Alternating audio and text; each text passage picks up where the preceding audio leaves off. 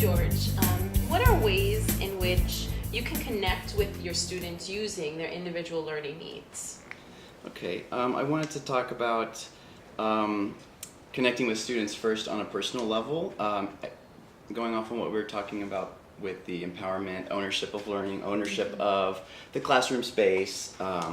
After all, the students are the reason why we all come to school and that we have our classroom together.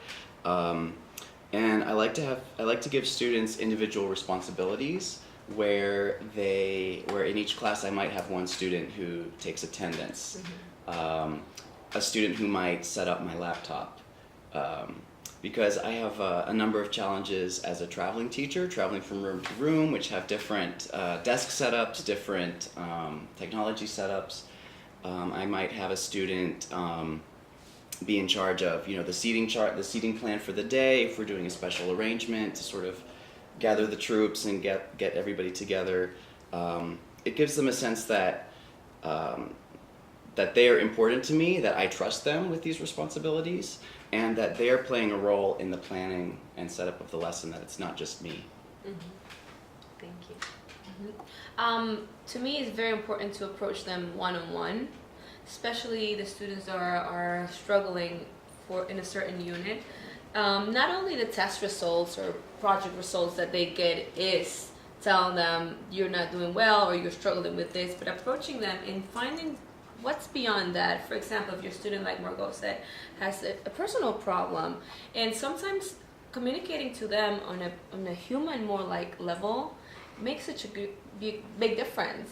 And I found that students, after doing that, are more likely to come to tutoring and therefore then succeed and feel important and valued in a class as an individual.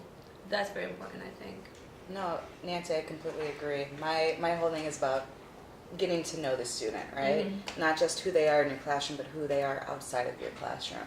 So again, I do that student survey, but additionally, I like to have, granted brief, but conversations on a one-on-one basis with my students. And not necessarily about academics, but more, what's going on in your life? What's important to you right now? Whether it be something like, oh, how was the soccer game this weekend? Or, how is your aunt doing? You previously mentioned that she just found out she had breast cancer. How, are you okay? So that establishes a level of me caring for them that is real. And additionally, I allow questions, personal questions for them to ask me. Granted, it has to be appropriate, but I'm very open with my students, and that builds a level of trust as well. So what ends up happening is that they come to me during class, they come to me after school, they want to hang out, and during that time, I can be like, okay, this you were a little bit weak on. Maybe you can improve on this tomorrow. One of my students, actually, she is a cutter in the school. She cuts classes all the time. And one of the classes that she does not cut is my class, right? Why? Because, this is my analysis of the situation, because she understands that she gets that I care. She gets that I want her to do as well as she possibly can. And I also understand that she needs high engagement. So what do I give to her? High engagement. Right.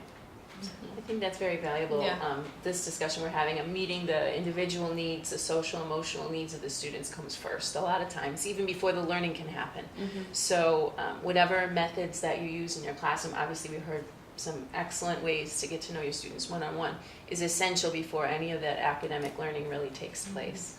And I found in my experiences, when I have a student come in my classroom and they're just automatically shut down from the beginning, I'll ask them individually, never in front of the group, what's going on. And a lot of times they'll tell me very bluntly what's going on, or if there's a problem or a need. And if they decide that they're not ready to share, that's okay too. I just ask them to let me know, when they're ready. And obviously, if it's a continuous thing, it needs to be addressed with the social worker, etc. Then that's another situation. But in terms of classroom, I think meeting the social and emotional needs is first for our students. And if I have a moment like that, I always tell the student, let me know if there's anything I can do for you, Absolutely. and I want to make sure that you're okay, just so that they have that message. But to play off of, or to expand what you were saying, I keep in mind something I read in one of my teacher training books, which was make an effort to say something to every student in each period that you teach. It sounds very simple, but but it can be very easy to kind of plow through the lesson and only talk to the people who are raising their hands. But it's important to really at the very least to say ça va, how are you, in the target language. Right. I think it's interesting we're talking about this, saying something positive and encouraging to empower students. And actually a skill that I do in my classes, in the target language I have 101 ways that you can compliment someone. And I have a student who loved to participate in class, and he would shout out. So I put him in charge, and we were talking about roles before. So one of the roles that he has in my Spanish class is to compliment other students, and he cannot repeat the same compliment. So he cannot say que bien, he has to repeat what other phrases are on that list. And he, in the class that he has right now, is also doing that. So I had to talk to his teacher and tell him this was his job, and the kids love it. And it was a way that they were amongst themselves, empowering themselves and feeling good about their learning. That's a great use of the target language. Yeah. So that's something that the students can do, and a great use of the students as being leaders in the classroom.